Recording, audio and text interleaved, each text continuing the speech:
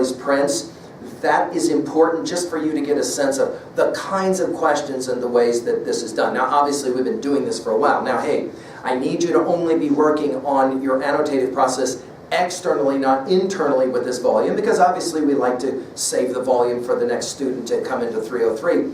And so I'm going to ask that you avoid, I know Jacobus will say the reasons for the margins is use the space, but I'm going to ask that you not do internal annotations in your text, but rather go ahead and work externally in our annotative process, as outlined again right there on the annotation, Intro to Annotation lecture on the homepage of LearnStrong.net. Okay, let's talk now really quickly about the selections. Each selection will begin with a part. Look at page 11 real quickly, and you'll see there's the government introduction, and we just have a few pages. I'm going to go ahead and always give a lecture where I'm going to draw on this information. And by the way, I'm going to provide you as well with some suggestions for elsewhere where you might go to begin to think about some of these part topics, like, for example, the very first one, government, or as we call it, sociology. Going back again to our notion of that word polis and political as being about, sociologically, how we decide to get along. How can we cohabitate on a planet together? Seems more difficult every year, doesn't it? I'm going to talk about ideas like, for example, Mortimer Adler's Syntopicon. You could do a lot worse than going and finding a great book set and looking at those 2 volumes called Syntopicon and reading the introductory essays, some brilliant introductory essays, I argue, that are necessary if you're really going to consider yourself well-read.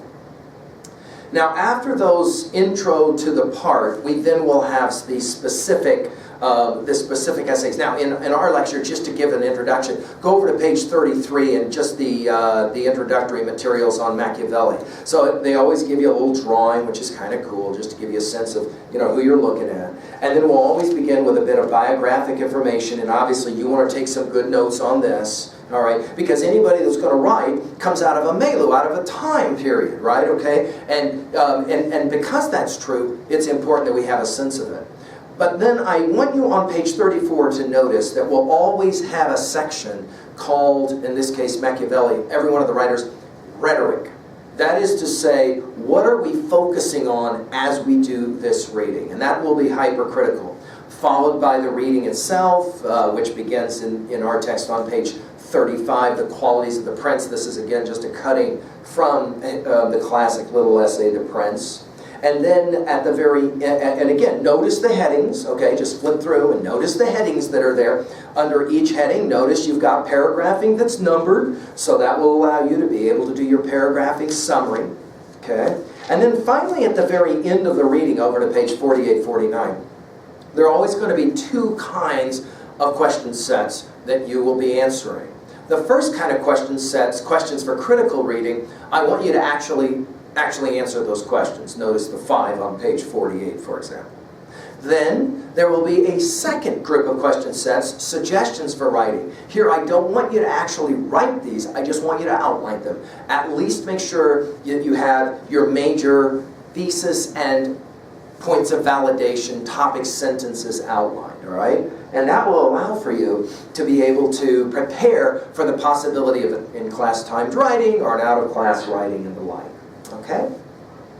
So this is kind of the introduction. Now I'm ready to turn to the final essay in the volume on page, in our text, 769. Now this is his writing about ideas and introduction to rhetoric. Now, I think this is an important essay. He put it at the end of the essay, at the end of the volume, but I'm assigning it at the very beginning. I want you to take a look at it because, of course, we're reading so that we can write.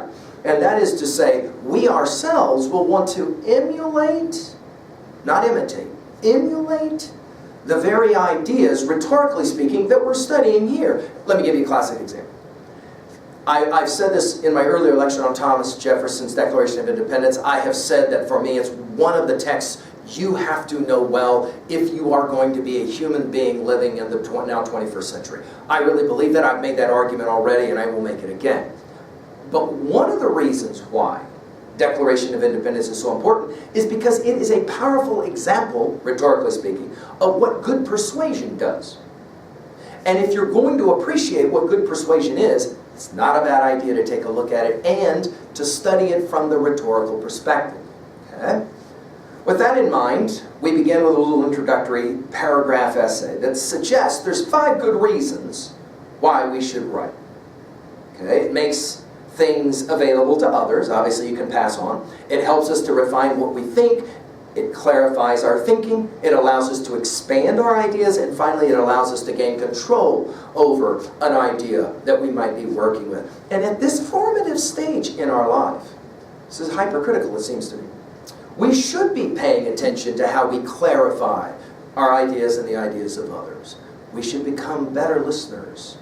And by that act, I think, and it is an art, we can become better speakers, better writers, better people. We might say better lovers of others in this world. Now, right away, the idea of the power of questions is mentioned here. You can generate an idea around a possible answer, for example. He gives, in our volume here on page 770, the Machiavelli Prince example is provided, as well as on 784. I want you to go and I want you to take a look at that essay. I'll have a couple of more things to say about that essay here in a bit. Right? The next heading is developing ideas in writing, and rhetoric is in fact defined as effective writing techniques, and that's a good rough and ready kind of definition for rhetoric. Again, not what Machiavelli says, but how Machiavelli says it. That's our understanding of rhetoric, right? Now, as we look at the methods of development, we're going to see there some at least 6 different ones, and these you definitely want in your notes. We're going to look at them. We're going to see examples of these, all of these, through our study, and of course we've been looking at this since the very beginning of our time together. The first method of development is the development by definition on page 774, and that's an important one. You begin as Socrates always argued, remember, as he said even in Plato's Apology. You begin by defining your terms as best you can. Most of the arguments, I have said this many times in 3 to 3, most of the arguments that we engage in that are silly arguments, they're silly because we have not defined our terms well enough. Do you believe in God, Mr. McGee? Wait. First of all, it's a personal question. Second of all, what do you mean by belief? Can you give me a definition of what that even means? What do you mean with the word God? Define your terms. Before we're going to have any kind of a conversation, do you believe in, again, fill in the blank. What do you mean by belief? And what does it mean to believe in something? Is that the same thing as believing it? Can we define our terms? The second development is development by comparison. This is huge. We're going to see it a lot. Of course, we've already seen a lot. When we, for example, read Charles Dickens' The Tale of Two Cities, it was the best of times, it was the worst of times. That back and forth. When we study our Hegel, of course, thesis, antithesis, right? And this notion of synthesis between the two. The dialectic of Hegel is, of course, a game of that. The third method of development is the method of example. And the exemplar, as we have said, is hyper important. I mean, we see this all the time. The examples that are used, of course, word pictures, metaphors, and examples only work if we have some ability to relate to them in some way. Next, we have the method of development of cause and effect. This is an important rhetorical one for us. We have to really kind of follow it to ground to make sure that we understand it well, and obviously our reading will help us. The next one is development by analogies of circumstances. This is a very important way to read and write, and we're going to be paying attention to that one as well. And finally, development by analysis of quotations.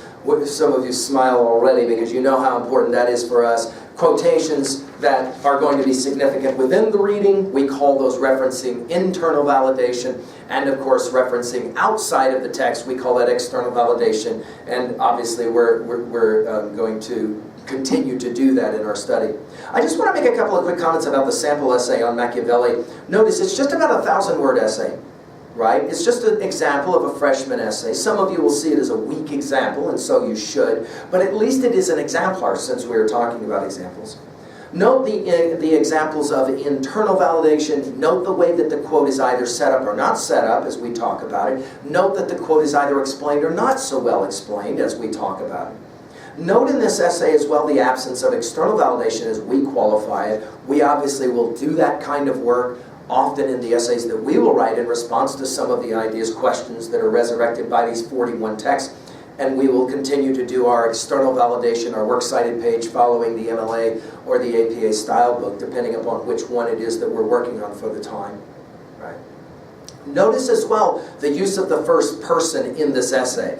I believe that Machiavelli, blah, blah, blah, blah, blah. We have often said that it's probably an example of sophomoric presentation of validation to say that I believe Machiavelli is wrong in his views in The Prince when we are clearly the ones writing the essay. You needn't say I believe Machiavelli is wrong, just simply say Machiavelli is wrong. It's fairly self-evident. You're the one writing the essay. That kind of redundancy is one reason why we try and stay away as much as possible from that use of just the patent first person. Not that it can't be utilized, and we'll even see in some of our examples here, when pronouns matter, we hold these truths to be self-evident, a fascinating use of that pronoun as we have talked about and we will talk about again. Well, this is our introductory lecture. Let's make some final concluding comments. Without question, one of the reasons why you have to learn how to read hard material is so that you can learn to read hard material in the university and the academic community. So developing a reading schedule is hypercritical. What do good readers do? What did Mortimer Adler teach us from how to read a book? They don't start at the first word. They scan first. They get a sense through headings. How many paragraphs am I looking at? What's the diction? What's the language like? How much time is it going to take me to read this thing? Some of you laughed when you picked up Francis Bacon's Of Studies, thinking it would take you all of 10 minutes to annotate it, and an hour later you were still working with it. Just because it's short doesn't mean that it's going to be quote-unquote easy. And let's get it out of the way now. None of the titles that we've got here in this volume will be easy. So, some of you are smiling because, of course, it wouldn't be in our curriculum if it was an easy text. There are no easy texts. And even texts that seem easy, like Wordsworth's little ditty, "My heart leaps up when I behold a rainbow in the sky," obviously is a little more complicated than sometimes we at first glance want to give it credit. Go back to our introductory lecture on annotation at learnstrong.net to be reminded of that one. Of course, again, as we say, your annotations please need to be external only, not internal, because we want to use our books again, right? Make sure that your outlining of the prompt here is important as well, because in advance that will be a significant part of our writing process. Then we're going to, of course, write and edit. I'm going to really challenge you in your peer editing work for the essays that you will be writing in specific relationship to the Jacobus study. The peer editing is hypercritical because peer review is such an important part of what it means to participate in the academic community. And then finally, of course, we'll be working with our Turnitin and Paperator work as well as we get ready to improve our writing. Now, the challenge. Let's grow as readers and writers. T.S. Eliot in Bert Norton said that the primary qualification of living in the modern world is distracted from distraction by distraction. We call it, of course, the conquering of monkey mind. And one of the best ways I know how to conquer monkey mind is to learn how to annotate better than you already do it. So I'm going to challenge you now to pick up these readings, take them seriously, but learn to laugh at them as well. That is to say, don't take them too seriously. It's just one person's idea that had tremendous influence, but still, just one person's idea. But before you're ready to take it lightly, you have to take it seriously. You have to read it. You have to annotate it. You have to engage in the idea. You have to ask questions, engage in that dialogue. Well, let's turn to our first part, government. Let's have a few comments on that before we get to our first actual reading. Thank you. I'm glad you're along for this ride.